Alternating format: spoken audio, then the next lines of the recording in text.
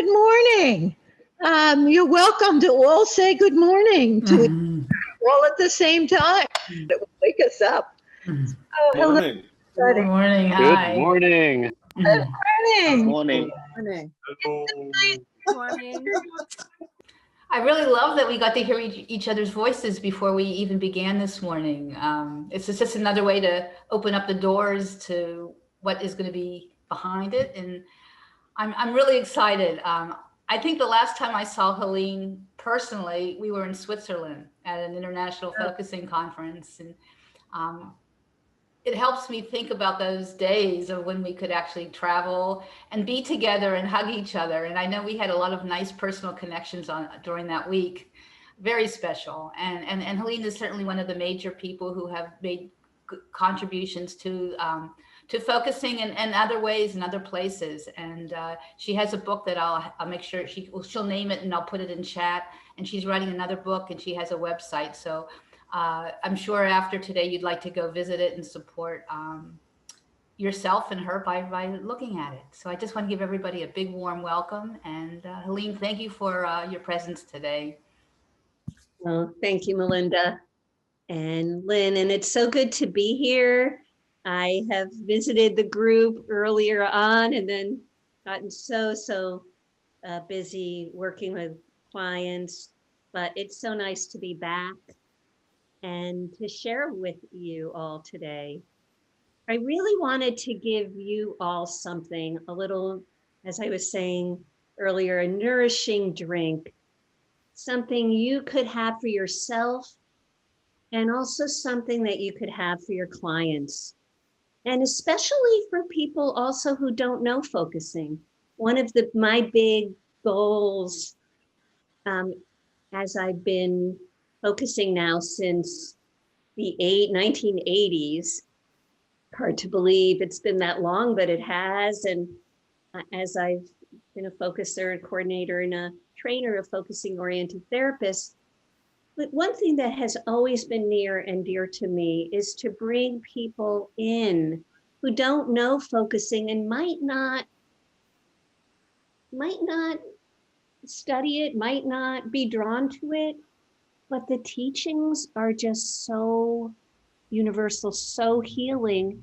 I wanted to find a way to give it to them that was accessible, that would go down easy without even ever necessarily bringing up the word focusing, although for some it happens.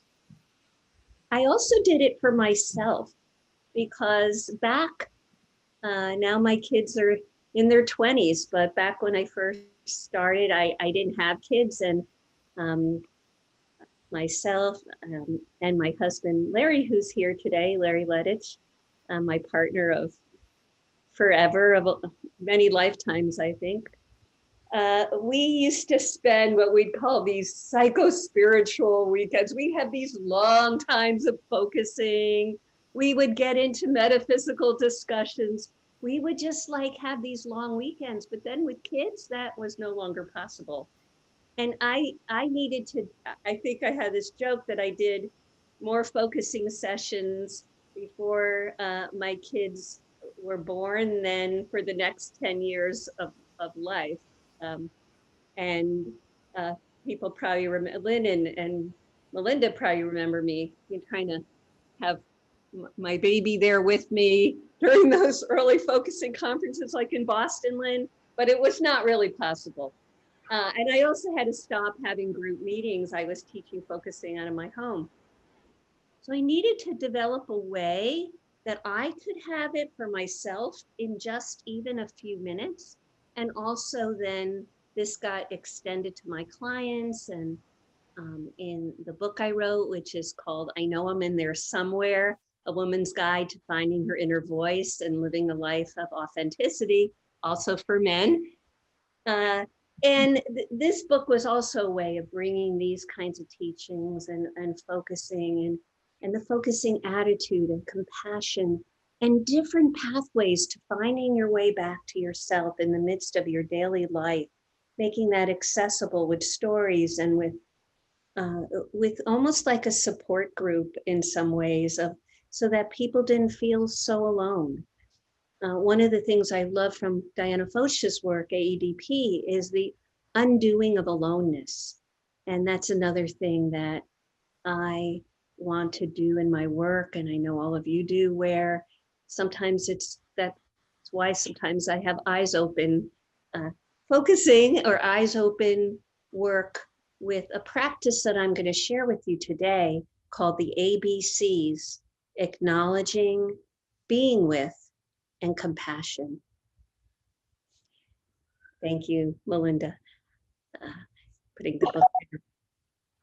And within these ABCs, the ABCs, I believe, are a fundamental building block to the focusing attitude, to the practices of acknowledging, being with, and compassion that can also be done for yourself, if you have even a few minutes, or can be extended to a full focusing session. So it kind of expands and morphs to the time that you have and to how deep you want to go. And you could, I've done this sometimes 5 times a day. I still do it. And it also adheres to my washing machine theory of mental health, which is that mental health is not about feeling good all the time, as you all know. But some of our clients come in not knowing that. They think if they feel bad, there's something wrong with them, right? But mental health is about resilience and how we can do healing to come back to ourselves again, how we can cycle through and listen to what we feel and be with it and give it compassion, come out the other end, maybe feeling a little lighter, maybe knowing there's more. But having that, so that's why I say it's like having quicker wash machine cycles, but not pushing it away. And this is something that I feel like that it's the ABCs can do for you. And believe me, I'll get into explaining it. But what I found it can do for people and for clients is teach present time, because we all and our clients have a tendency to talk about feelings, think about feelings, feel embarrassed about feelings, want them to go away, have feelings about our feelings, have a lot of thoughts about our feelings, wish they would be different. Which gets into my car theory of mental health, which is you can't start the car from down the road. You can only start from where you are. You need to start your car from where you are. You need to start to have acceptance, even if it's for a moment, of what you're feeling right now, in order to have that magic of transformation. So it teaches present time. It teaches having a relationship with your feelings, having a relationship with yourself, having a stronger relationship with yourself, having it start from within you rather than some expert outside of you who knows the answer. It teaches you to trust your own inner guidance, or even to be able to even know you have that. So the ABCs have become one of the easiest ways I have for staying emotionally connected to myself in a kind and compassionate way, and to help my clients, my friends, people I'm with, do that for themselves. What else does it teach? It teaches how to slow down. It teaches us how to pay our attention to ourselves and slow down. It teaches, as I said, to trust ourselves versus having an external answer supplied by an outside authority. It teaches also us that we don't have to get bogged down with our inner experience. It doesn't have to take forever. Like when people say, I don't have time to sit with the feeling, I don't have time to be with that. We hear that all the time. There's no time, but there's always time for what I call a long moment. And it's also the shortest distance between yourself and our clients and change. As Jean says, a few moments of feeling in your body allows it to change. He goes on, if there's something in you, something bad or sick or unsound, let it inwardly be and breathe. That's the only way it can evolve and change into the form it needs. So let me begin. Let's start with acknowledging the A of the ABCs. Acknowledging is simply noticing and naming whatever you're experiencing right now in the present moment. Being present to the present. You're sensing whatever you're feeling inside you right in the moment and accepting it, or at least being curious about it, not trying to change it or get rid of it, and not making it any larger or smaller than it actually is. In acknowledging, you're saying, right now I'm feeling, or right now I'm noticing, or something inside is feeling if you're able to disidentify. And you finish the sentence. Very simple. You know, it's kind of Zen and simple, and in the simplicity and the elemental can hold a universe. How do you know when you've acknowledged the real thing? You look to the body. When you acknowledge and name it just right, you'll notice a little feeling of relaxation, an inner yes, maybe even a tiny letting go.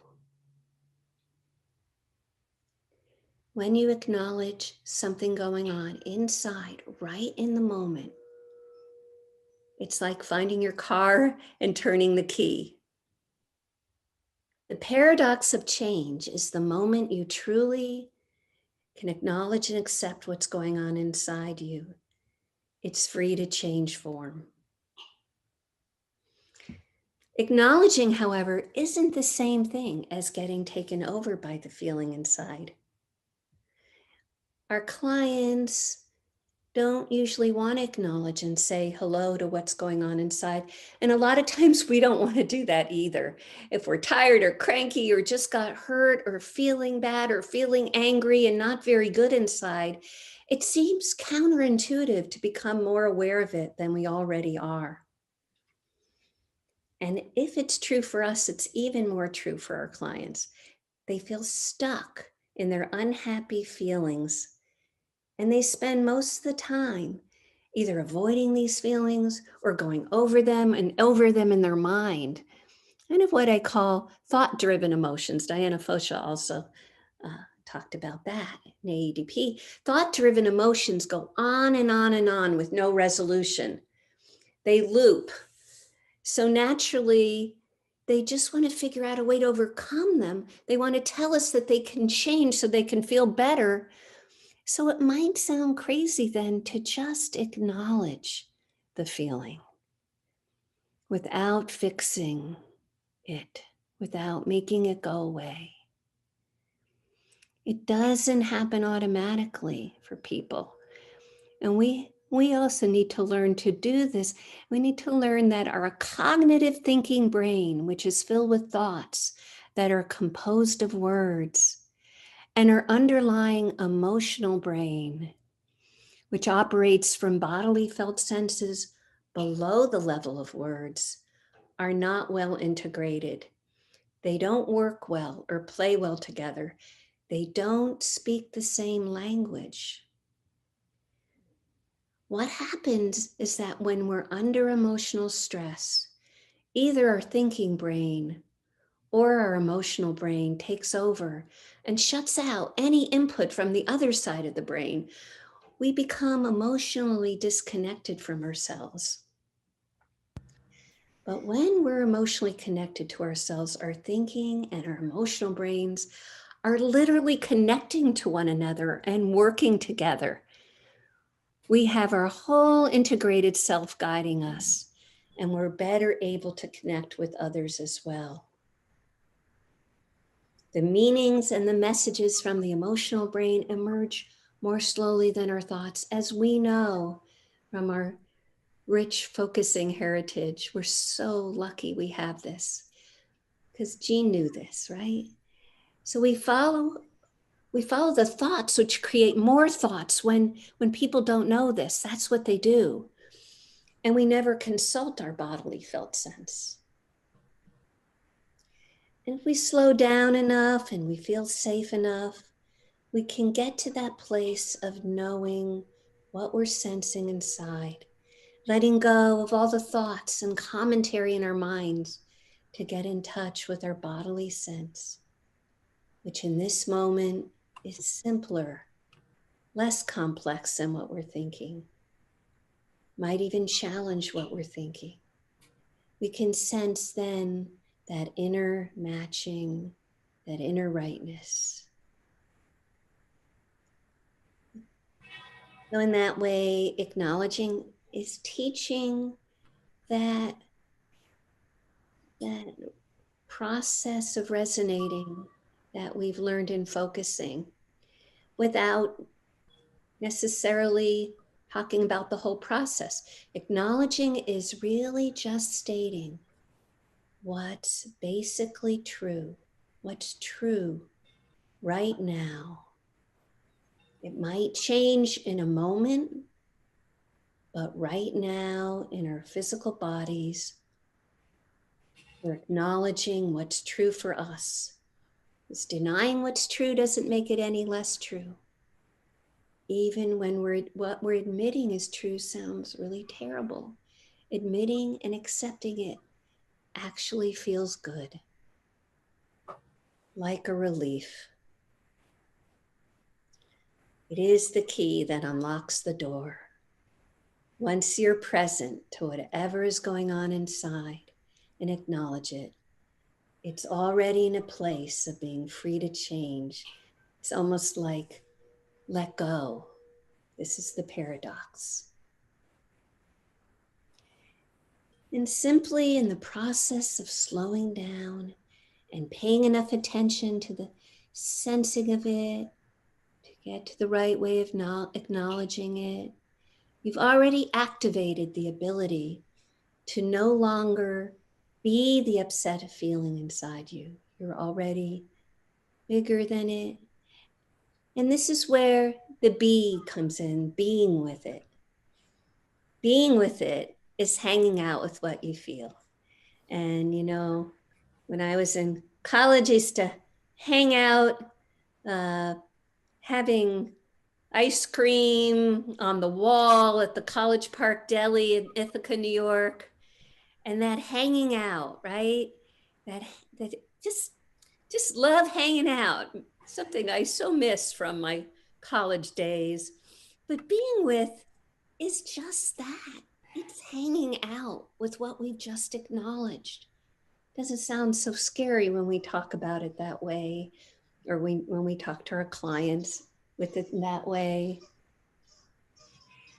In fact, there's a magic to it. Being with is hanging out with what you've just acknowledged. It's sort of like sitting down and inviting it over for a cup of coffee or tea. It's also beginning to form a relationship with our inner selves.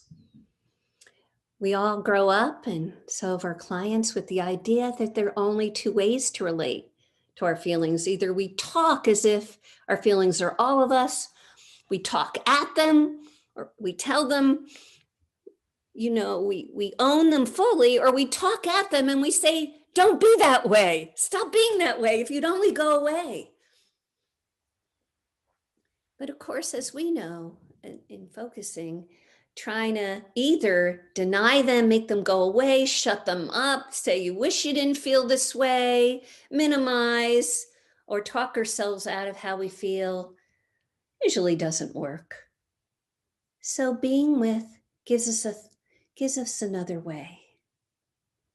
Being with means taking a long moment to keep company, to hang out with something going on inside us, even very upset feelings. We can actually be with an upset feeling inside the way we might be with a distressed friend or a child, just by being there, being supportive and listening. And there's something, in parenting, I learned from the heart of parenting that just noticing is such a loving act.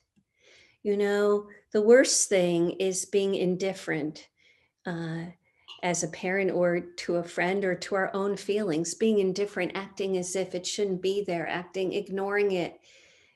Just noticing is such a loving act. And, Scott Peck said, listening is love in action. Just that act, that turning toward, that being with, without knowing if it's going to go away, is so profound. Just hanging out, listening. And we focusers can become desensitized to what a radical, terrifying thing that is for most people. Even we can get terrified. I can get terrified when I sit in a focusing session and I'm with something that I don't know. Where's this coming from? Why did this hit me? Why did this trigger me so much? How come a few minutes ago I felt so good and now I feel like death warmed over? I feel that sinking feeling. I feel horrible. What the heck is going on? Even I don't like it when I sit down sometimes and sit with it and go, what is this? It can be terrifying. It could be like, when people felt like the earth was flat, like we're going to fall off that flat earth. We're going to fall into the deep where the dragons lie, the deep abyss. It can be really scary. And I just have such compassion. We are so lucky because we've heard Gene talk about or we've read his writings about just that being with the unknown. That's where the magic is.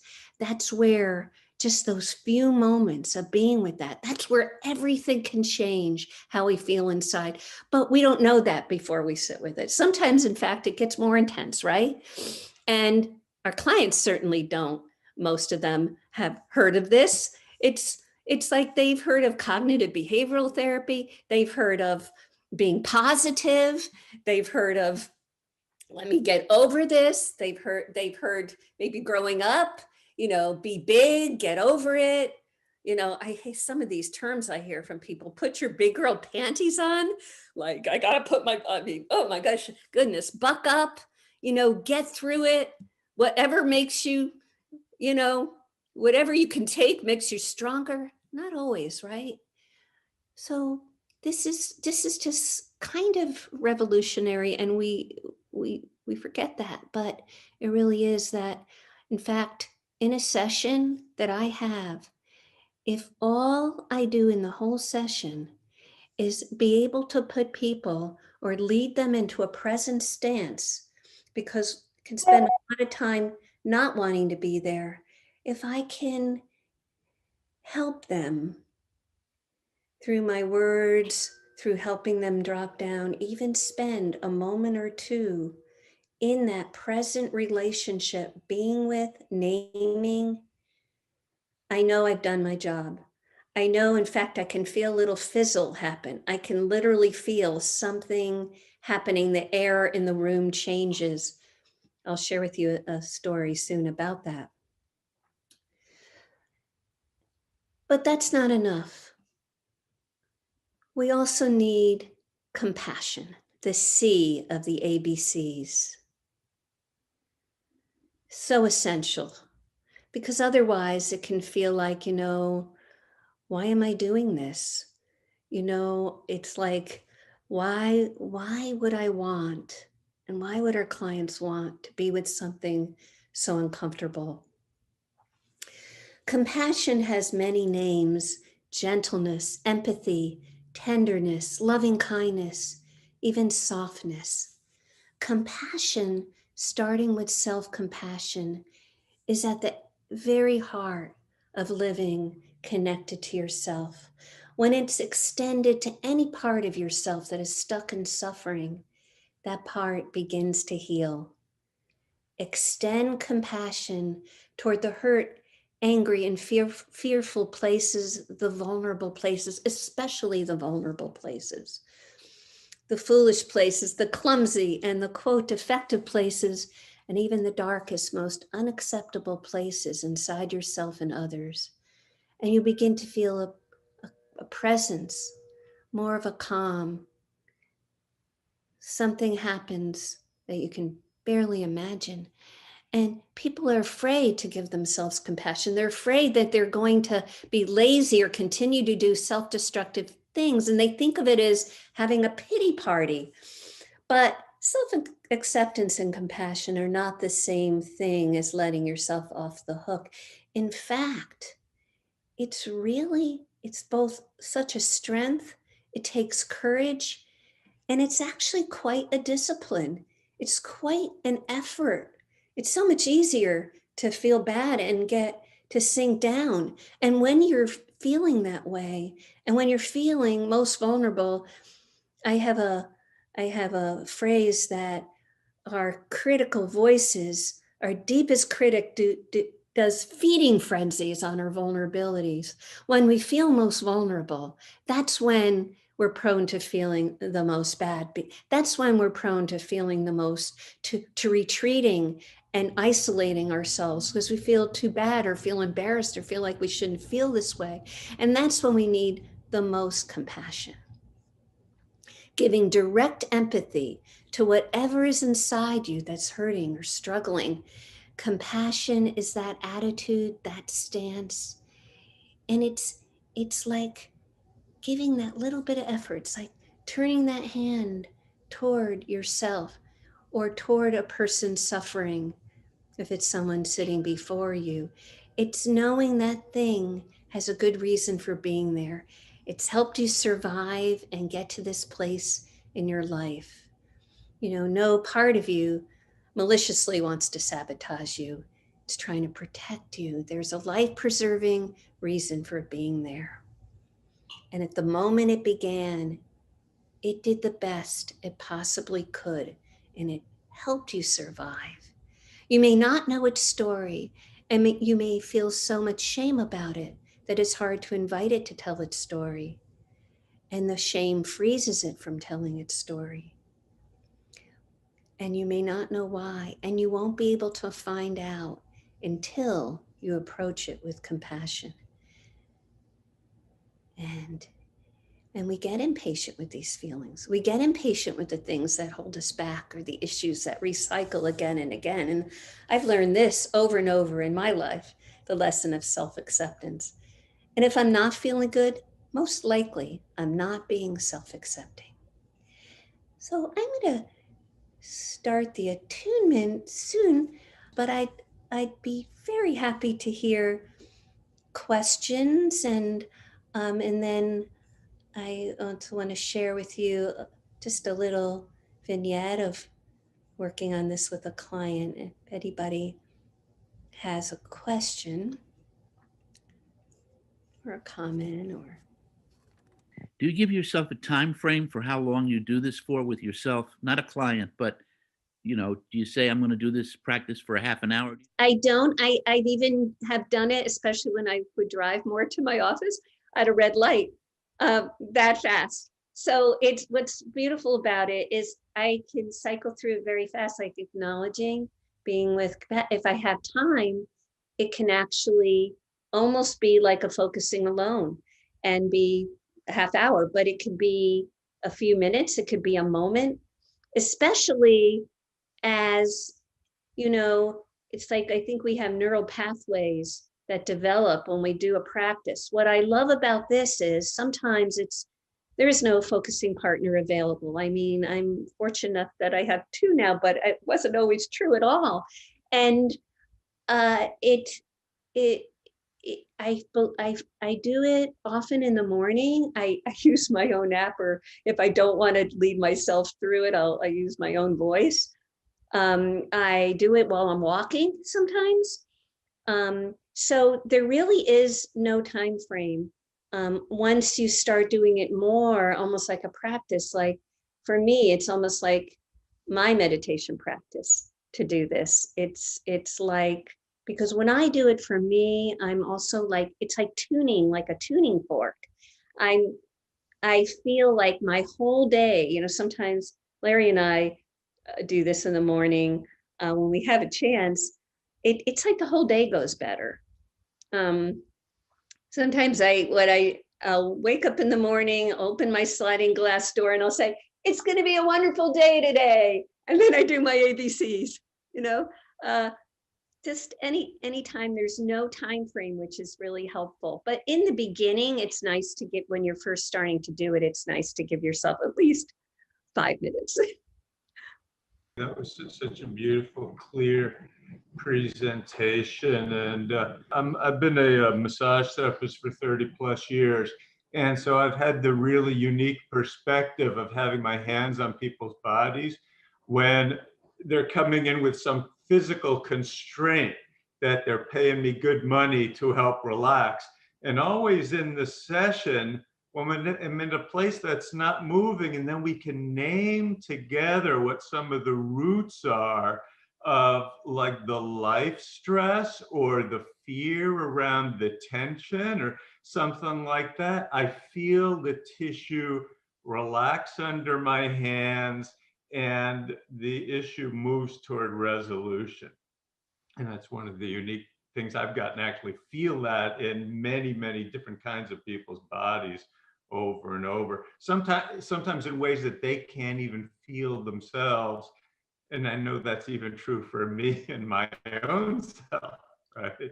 Yeah, that's the somatic acknowledging and being with and compassion that can even happen in that wordless space, because our body holds all of that. So it's beautiful. Thank you.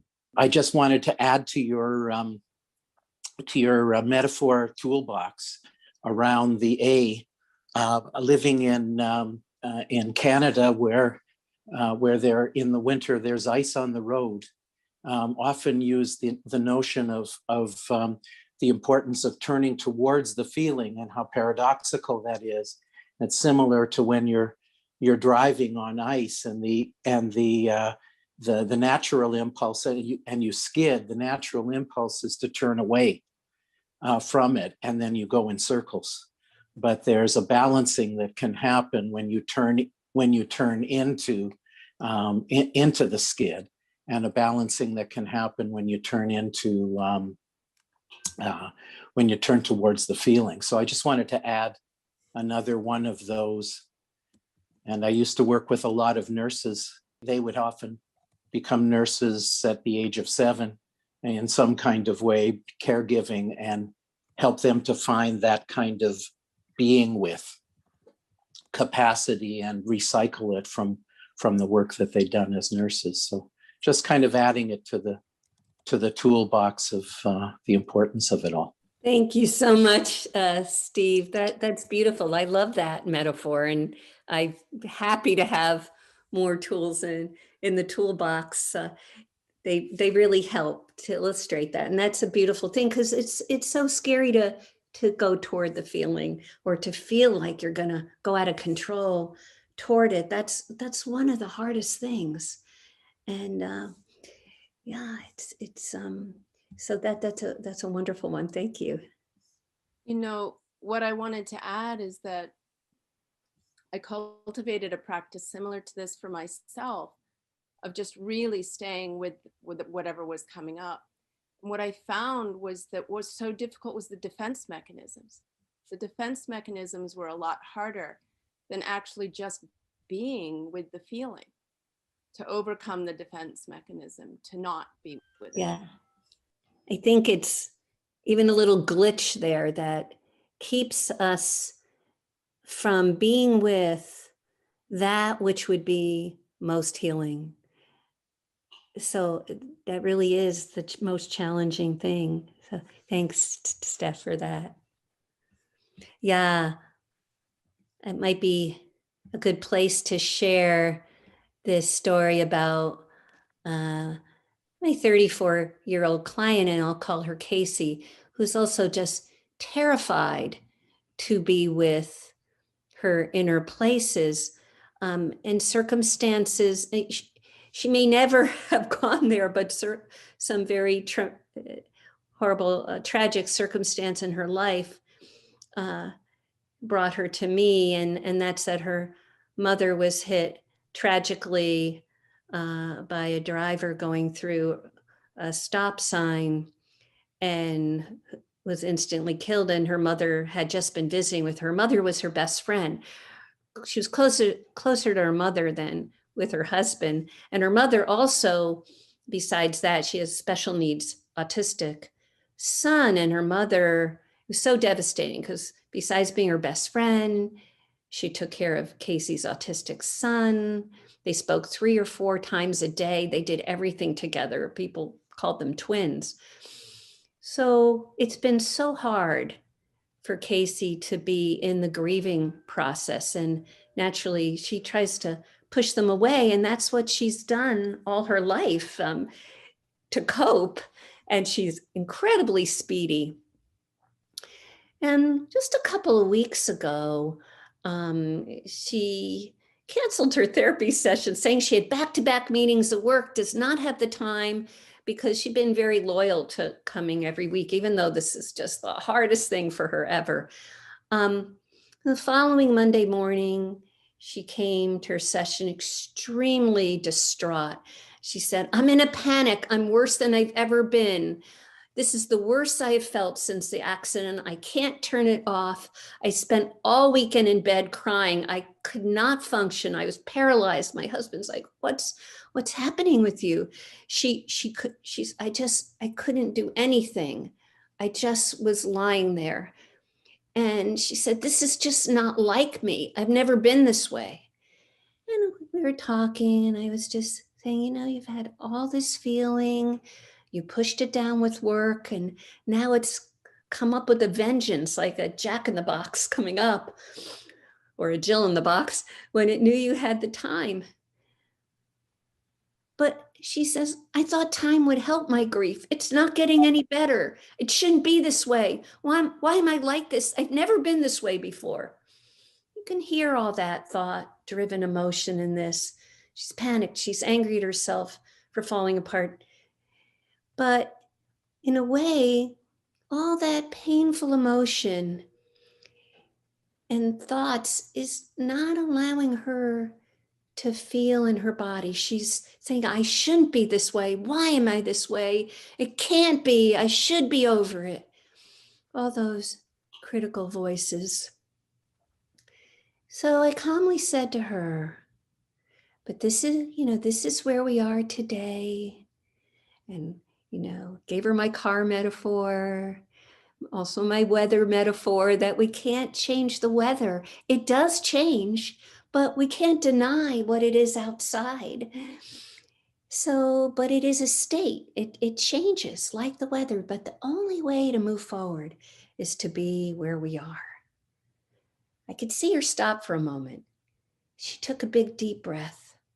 "Yeah, this is where I am today. I am mass anxiety, thinking something's going to happen, a car accident. That's what I always think. It's going to be a car accident. There's going to be a car accident." It really comes down to that. That's the root of it. That is 110% of the way I operate today. It's not a feeling I'm used to, this constant anxiety, mixed with this super emotion and depression of missing my mom. It's a very weird territory to be in. I don't know how to navigate this territory because I've never had to. That's what I told my husband. I just don't understand my body today, right? Never has mentioned the word body. "We don't understand your body because your mind is not listening to your body," I replied. "They're not talking to each other. They're speaking different languages. You have all these thoughts going on in your head 1,000,000 miles an hour, but the body speaks so much slower than the mind. If we were to slow down and put words to what your body's feeling, what words match what you're feeling in your body right now? Let's see if we can just acknowledge that in there." She totally quieted and paused. I said, "Take your time." She said, It's like a sick feeling, she said, like something not right. Not like I'm sick, but like I'm sick, like it hurts. And then it comes with just an emptiness. My body feels empty, even though I'm not. It's like my stomach hurts, my head hurts, like there's some kind of virus I have, but I don't. I think that's how my body feels, just hurt a little. Yeah, like I have a constant headache. So, can you hear what's happening to Casey? It's so pure. She's never focused before, but she is, right? Her body is describing exactly what it's feeling inside to lose her mother. It's sharing with her. So I said to her, let's just be with that a moment. Let's just send some compassion. Let's just really extend some compassion. Like we're saying to it, you have a headache, like it's feeling sick, almost like it's letting you know it's feeling unwell or hurt. She was following with me, and she said, after we did some more of this and reflected a little more, she said, I said, how is it right now? And then she said, calm, not intense. It's like flat, calm, not like the ocean waves like it was this weekend when it was crashing. It's very calm right now. It's almost like I can feel I have a headache, I have a stomach ache, but it's not intense. It's right there on the surface. So, you know, it had already calmed. It wasn't as bad. And we just spent a few more moments reflecting and helping her send more compassion to it. And given this state of panic, she came to the session, and I could have done EMDR, I could have worked with the trauma, which I have done, but this was more healing. You know, it was more healing for her to sense what was going on in her body and begin to trust that. And that wouldn't have happened in any other way, I believe. So I wanted to share that with you. Yeah.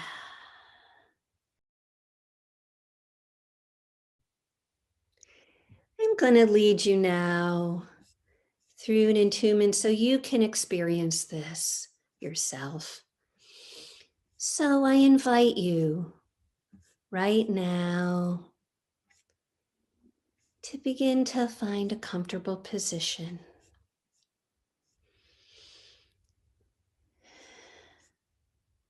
Just sensing yourself, letting go of the past and the future, and bringing yourself to this moment in time and space. Almost like we're taking our place. You're taking your seat just for you to nourish yourself with some noticing. So for the A of compassion, see if right now, as you are with your body, you can begin to name exactly what's going on inside you without fixing or changing. Right now, I'm noticing. Right now, I'm sensing.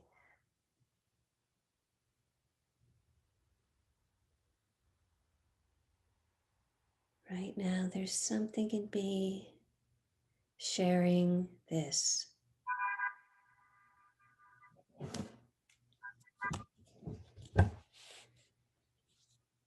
And naming it exactly as it is,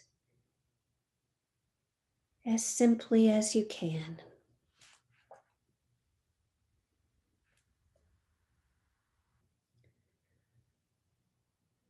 And just taking a moment.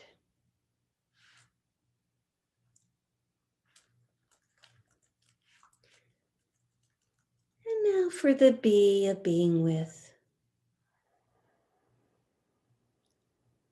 See if you can just spend a little time being with it, hanging out with it as you would a friend, extending to it some kind, receptive attention.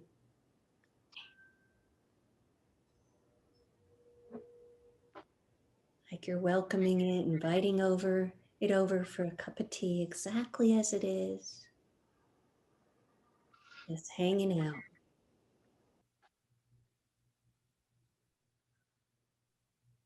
Notice if it seems to respond to this attention in some way.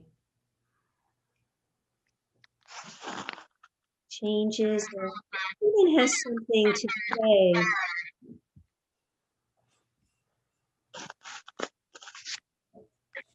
Let it speak to you if it wants.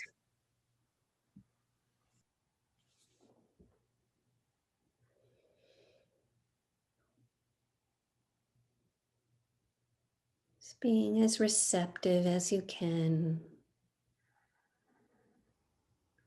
If it's hard to be receptive, being with that, being with the place where it's something might be in the way, and just being receptive to that.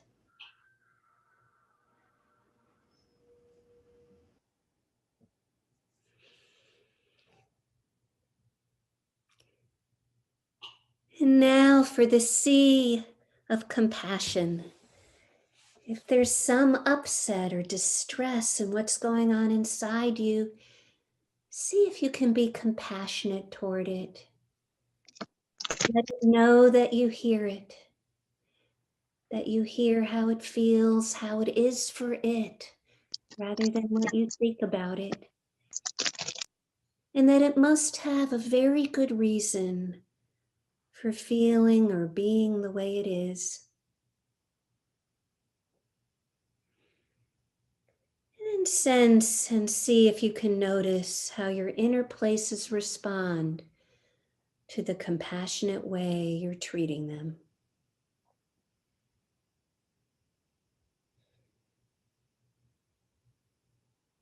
Let's spend a moment with this.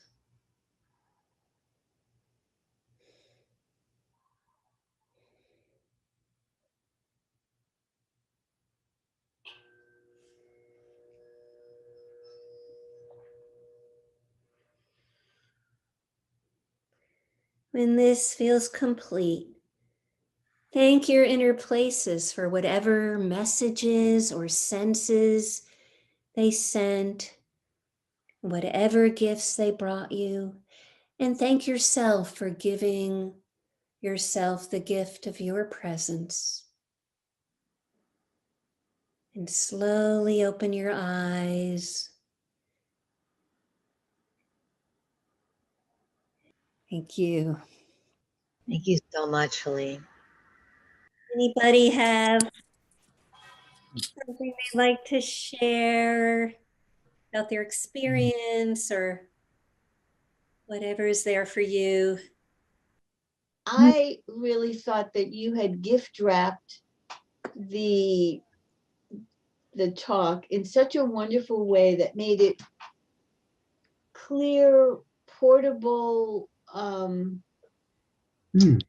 point. I mean, it really was very succinct, and it was just a package. It was a gift, and I really, really thank you. We had a wonderful group. I had a visual response to the attunement, and I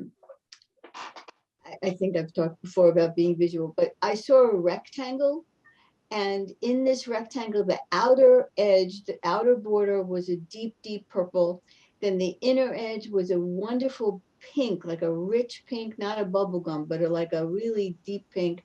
And then the middle was a solid, like a navy color. So there was like a box within a box within a box.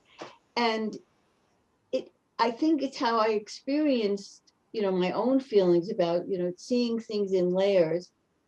But it was it was really great to be able to observe. I can see this, I can experience this, I can put it in some shape and some order.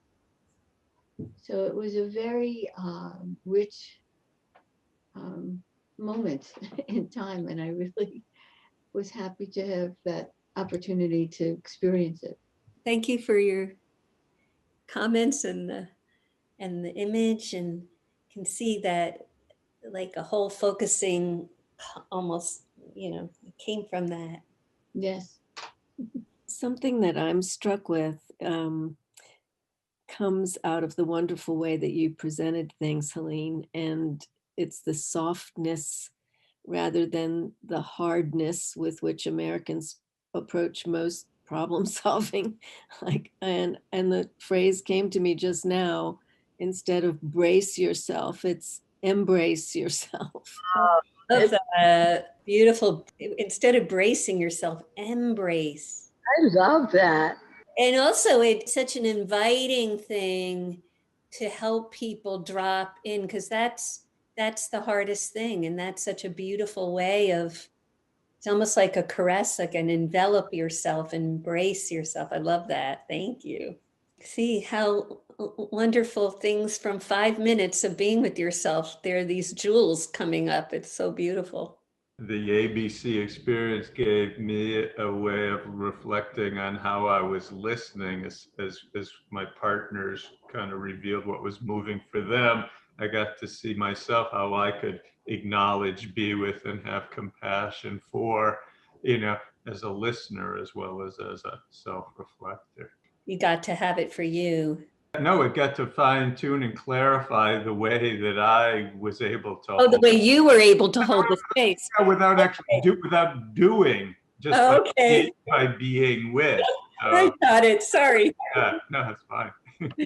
Yeah, you got to see how it works, just being receptive and how much, it's wonderful. That's always a wonderful thing about being a helper, is that you get to see your own process as you're processing with another person, because we are one interaction. So we experience the interaction on either side. Yes. Yes, I'm having back pain. And during the breakout room sharing, I said I cannot be compassionate to my back pain because it's so painful. And then I listened to the reflection, and I said, okay, I can be compassionate to the self, a part of myself that cannot be compassionate to my back pain. Wonderful. And then how did that feel? I feel it's like now it's more relaxed. It's still a little bit painful because a lot of time I will avoid certain position, then I can feel less painful. But now it's like, seems like it's more flexible. Oh, wonderful. Thank you. Thank you for sharing that there's something you can be compassionate to. Yes. That's a wonderful point that you're making too, Cecilia, about how if we can't acknowledge and be with and have compassion for one thing, we can for the next thing. And that reminds me of what we were saying about defenses, that you can be compassionate to the defense if the defense is keeping you from being compassionate to the feeling. We can always back up and find the place that we can be with. And you were showing us that, Cecilia. The defense just doesn't want you to be in pain, right? So we don't want to be mad at it. Yeah. Anybody else, even if it's a little thing that came up for you that you'd like to share, put words to, or? Yes, I'd say that for me, and I was so fortunate to have you in my breakout group, Helena. I was sharing in that group how when I went inside and I hit a blank wall, Normally, I would have been annoyed with myself. But through this method, I was able to, quote unquote, hang out with a warm awareness. And so here I am facing this defense, but now with compassion. And as I did that, things began slowly to move, so that hanging out this way actually caused forward movement. Mm. Thank you, Bob. The compassion is such an important part of the process. And I'm hearing that today as well. Mm. Yeah. Sometimes we can be, even us focusers, a little stingy with compassion, you know, and I say, like, put, you know, bowls full of compassion on us. We need it, right? Helene, I just want to thank you so much. It felt like it was a holiday that you gave us a lot of gifts. It is befitting, right? Passover is coming up and Easter, which is renewal, and Passover, liberation from things inside and the narrow places inside. And this is a great way to release and give nourishment to those narrow places and to have renewal. Yeah, the timing was perfect, and spring just arrived. Yes, yes. And Helene, again, thank you so very much. Yes. My pleasure. We'll Great see you to meet soon. all of you. Yeah. Be well. Be well. Thank you. Thank you. Bye. Thank you. Thank you. Thank you. Thank you, Helene. Welcome. Thank you once again, Lynn. Bye-bye. Thank you.